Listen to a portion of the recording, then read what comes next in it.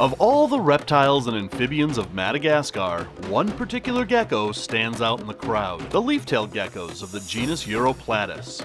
And throughout the remaining rainforests of Madagascar, these amazing geckos can be found clinging to branches and trees, primarily after sundown. These geckos are some of the most unique lizards on Earth, with tails that mimic dead leaves and special camouflage that allow them to virtually disappear in plain sight. These lizards are increasingly popular amongst keepers all over the world.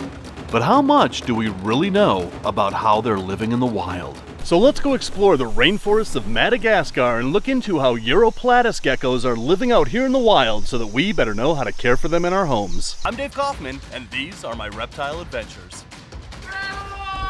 Alright guys, we are heading into one of the last remaining wild rainforests here in Madagascar. This could be the last time anybody ever sees us again.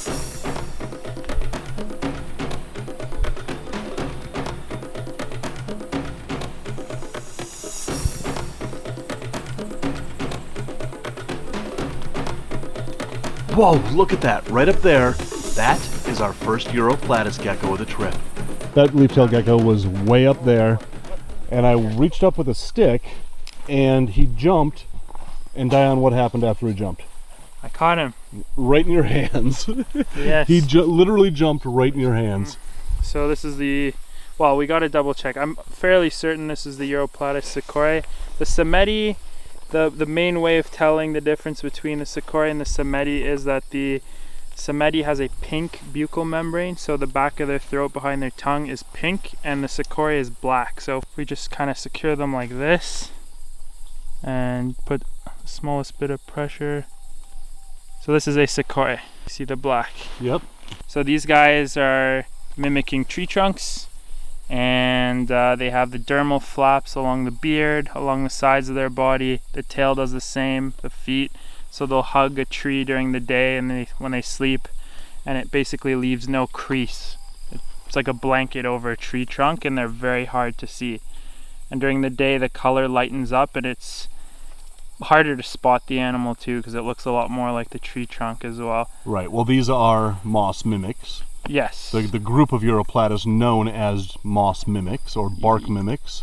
Yeah, so these are they're commonly called the mossy leaf-tailed gecko. So the genus Uroplatus is comprised of 18 recognized species, and they're categorized into 4 groups. The large bark and moss mimics, of which this one is, the small bark mimics, the dead leaf mimics, and the bamboo mimics. The males tend to have this bark striping along the whole body, and the females are more of just like a smooth, consistent texture with blotches of color. So that's the easiest way. Like, you can actually sex them right out of the egg. The males always have that like trunk striping. So even if there's collars on them or anything, you can just distinctly tell that they're male from the get-go, or the gecko.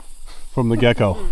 But yeah. Wow, very cool. Well, thanks for doing my job for me. I appreciate that. No worries. That is a very, very cool gecko. So as Dion just confirmed, this is in fact a sakurae. So a lot of people believe that these leaf-tailed geckos are actually nocturnal.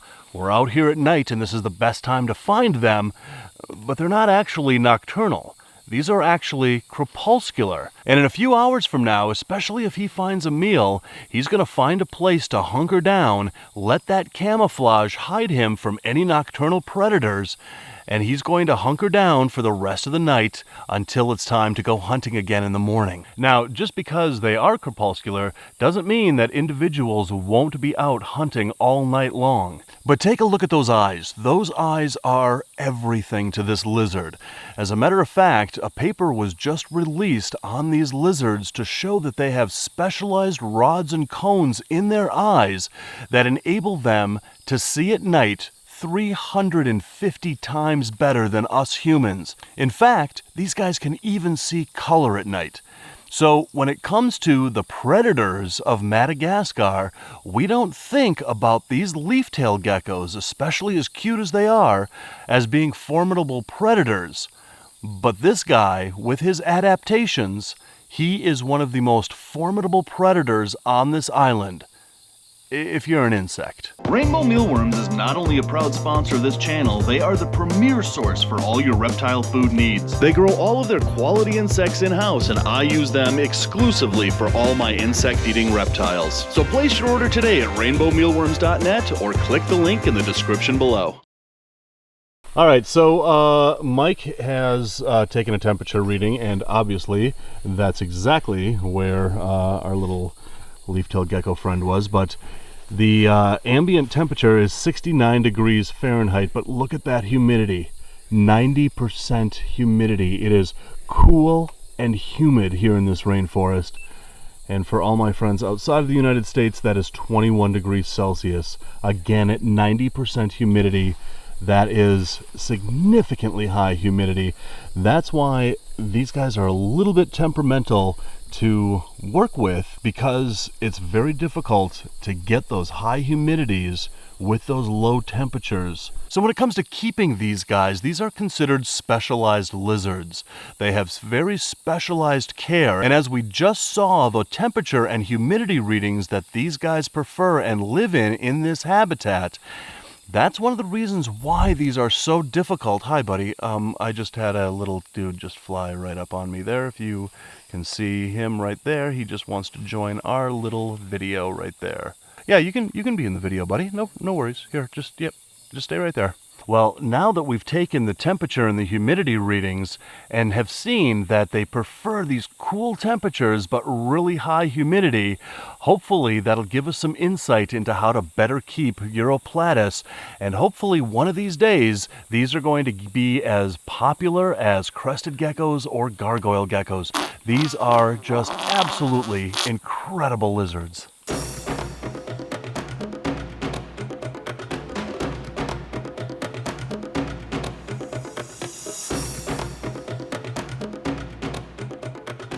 So this is the habitat of the Uroplatus sakurae during the daytime, and you can see that this forest is covered with all of these vines that twist and turn and cling to these trees. And if you want to design a naturalistic terrarium for your Uroplatus, make sure to give it lots of vines throughout your enclosure. But if you look at the trees here, something just ran up that one. All the trees here are covered with this moss that hold in moisture and humidity.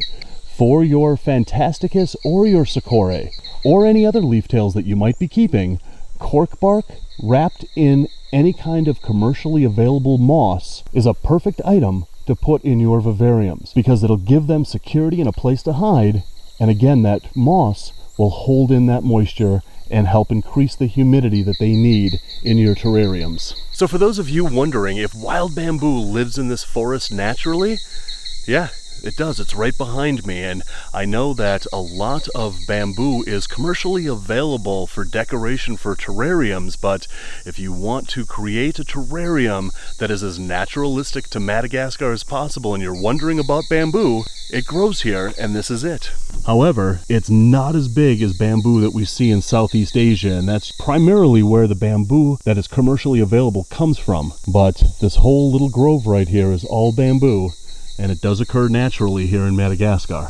And if you want to create a naturalistic vivarium for your Uroplatus, whether it be the Sakura or the Fantasticus, they both share this exact same habitat. And that means that their care is very similar, but even so, I would strongly suggest against cohabbing Uroplatus species.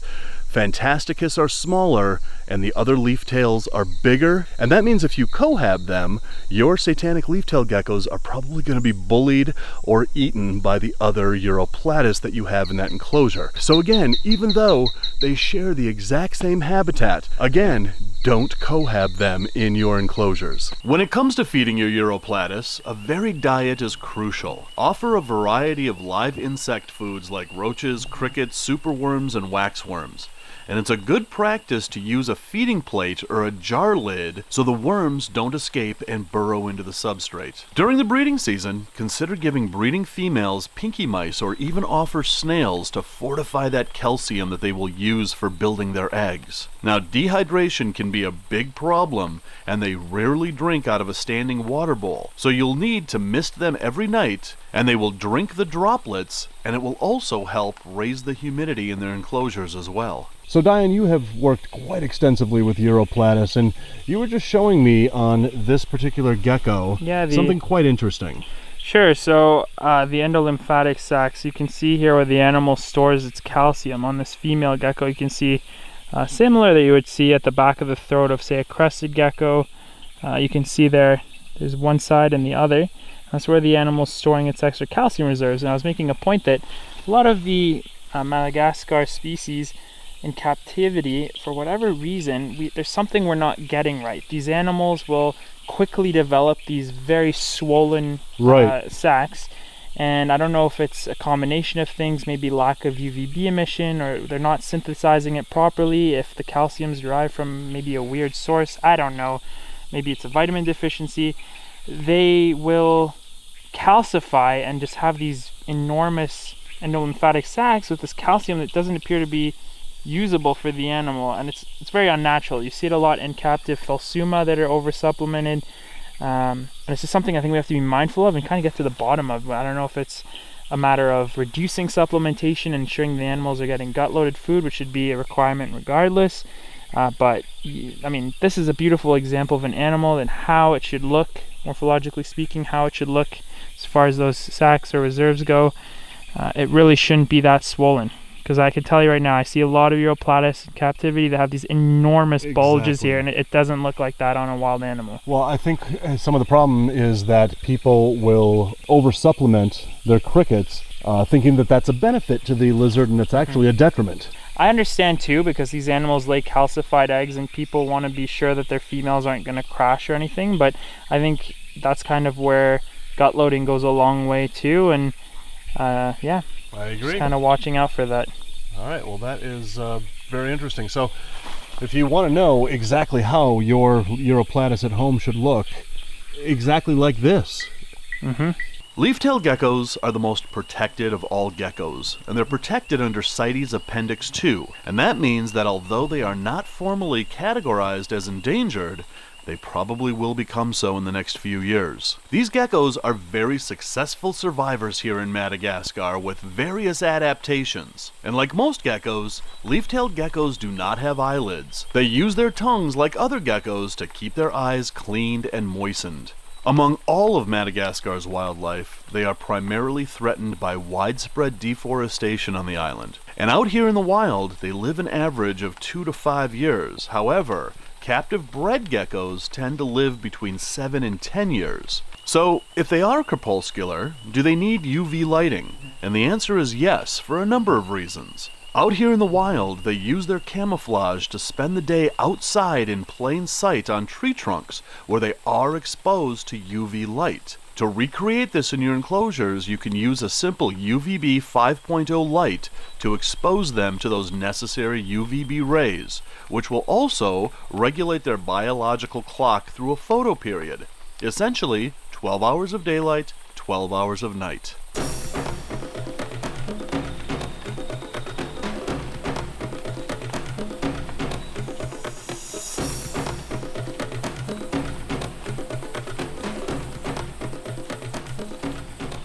So after 2 days of driving, 13 hours every day on the bus, we have left the southern part of the island for here in a remnant rainforest on the eastern side of the island.